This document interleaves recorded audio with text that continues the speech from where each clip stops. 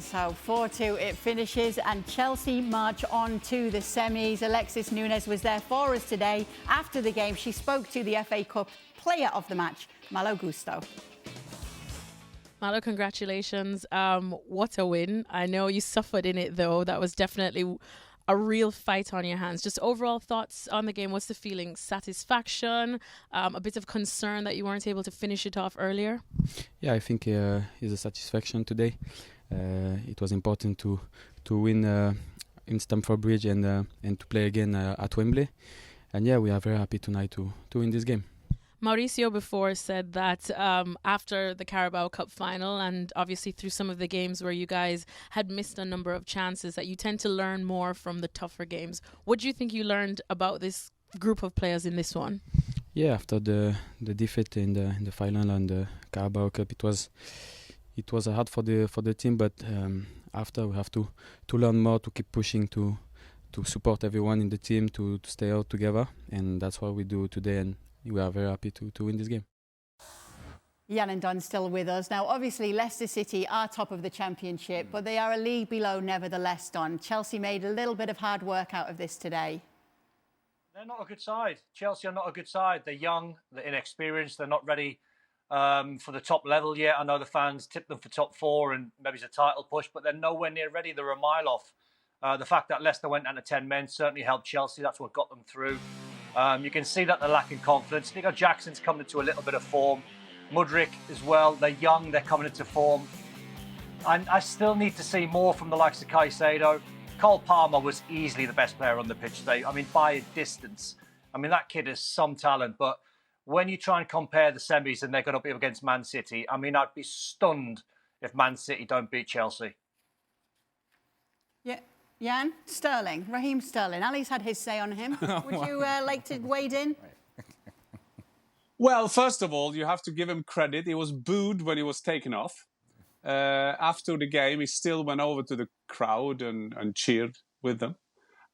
So he got an attitude. He wants to take every penalty. Can't shoot a penalty. He should never shoot a penalty again because that's not his game. Then he wakes up and do a fantastic assist for Cole Palmer. Then he has the free kick. I think that free kick, the ball is still up there in the sky, a space rocket. But there's something still about Sterling that he's the symbol of this Chelsea team, I guess. You'd never know which team that will turn up. You never know which Sterling that will turn up. Sometimes when you see Chelsea, they have some attacks and you think, wow, that's what they paid for. And then they're 2-0 up against Leicester in the Championship, taking it back to 2-2 at Stamford Bridge. A vital game for them to go back to Wembley, maybe do better again after that League Cup final, and so on. So I think this Sterling is like the symbol. He is exactly like the rest of that team.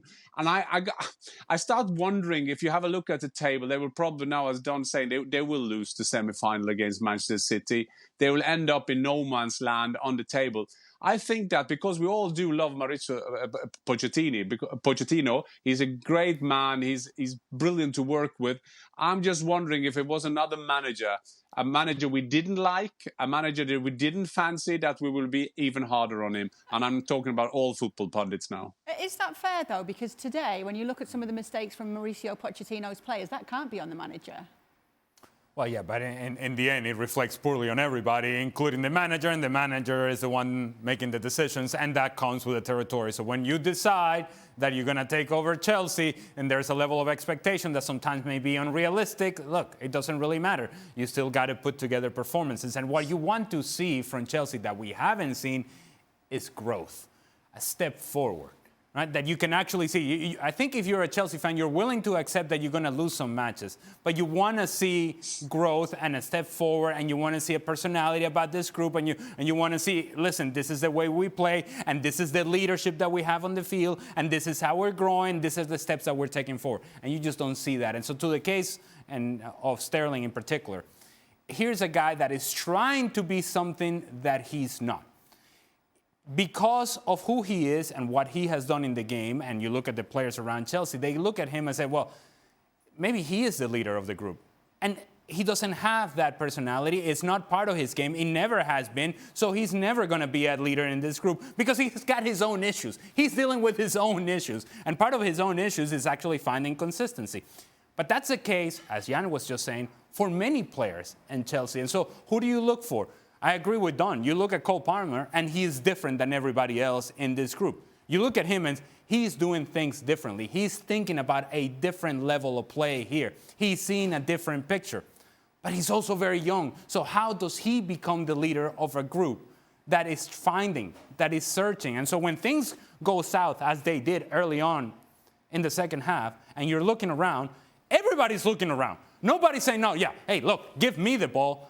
I'll sort it out. I'll find the pass. Let's get going. Let's get the possession into the attacking half. Let's continue to create chances like we were in the first half. No. Everybody's looking around like, is it you? Is it me? Is it that guy? Is it that guy? No, they don't have answers. And when you don't have answers, it's difficult on the field. And guess what? Guess who else doesn't have the answers? Pochettino. Because he was sitting in the bench like, my God, now what do I do?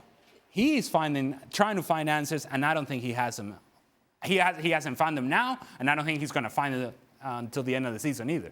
They're going to have to be at their very best when it comes to the semi-finals now. The guys have been alluding to the draw. It's Chelsea taking on Manchester City. Manchester United, with the easier side, with all due respect of the draw here, taking on Coventry City. Yeah, this is interesting, actually, when you think about it, Jan, because obviously, sorry, I'm going to go to you, actually, Don. This is interesting when you think about it with Ten Hag, because here we are. This could be Manchester United in an FA Cup final, if everything goes their way here.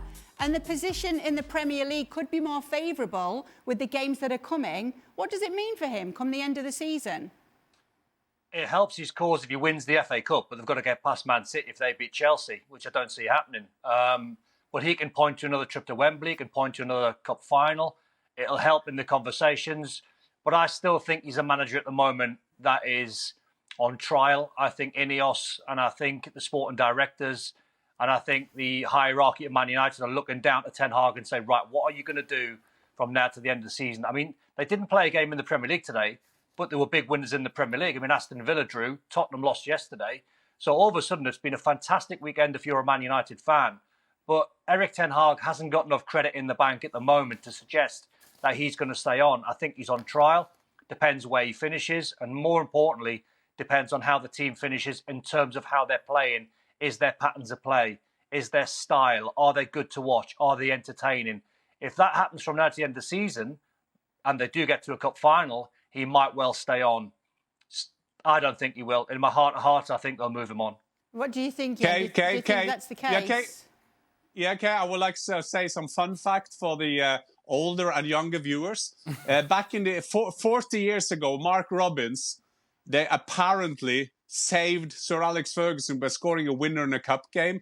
Mark Robinson, fast forward 40 years, is now the manager of Coventry City. He can save another Manchester United manager by losing against Manchester United. But I do think that it's a big chance for Erik Ten Hag to take the Manchester United fans twice to Wembley. They could end up with a local derby against Manchester City. If you beat them, you're sure. Having said that, Van Gaal won the FA Cup for Manchester United and was fired the next day. And I do think that the new owners, the 27.7 or whatever, the share they do have at the club, and Sir Jim Ratcliffe is not a guy that will do this on impulse. So I'm with Don there. I think that they will see through everything now. But we also have to say that this weekend, as Don was saying, was a great weekend for them. It's also a great weekend for Ten Hag because to beat Liverpool, let's not underestimate and say there's nothing to do with the thing that's going on in and around Manchester United. This was a good weekend for Ten Hag. Let's give him that. We are so quick to criticize him. Let's give him this as a great, great weekend for him, beating Liverpool in that drama of a game at Old Trafford. Don't worry, we will give him that. But if you would like to see some of the criticism towards Ten Hag, you can go over to our YouTube page. I'm sure there's plenty of it. Make sure to check that out every single day because we have content uploaded every single day, sometimes by the hour.